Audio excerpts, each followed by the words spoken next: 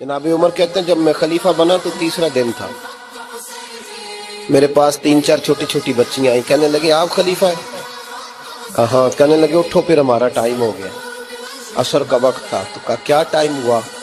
तो कहने लगे हम ये 3 बच्चियां हैं, 6-7 बहनें, अब्बा जी फौत हो गए, घर में 25-30 बकरियां हैं।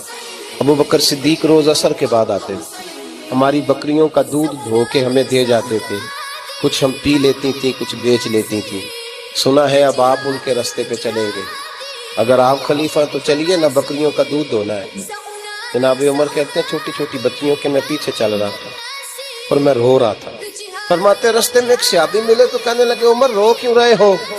तो मैंने कहा यार ये अबू बकर मेरे लिए रास्ता बड़ा मुश्किल कर गया, इनकी राहों पे चलना कितना मुश्किल होगा। जिगर राहे वफा में नक्श ऐसे छोड़ आया, मैं जिस मंजिल से गुजरा हूं वो अब तक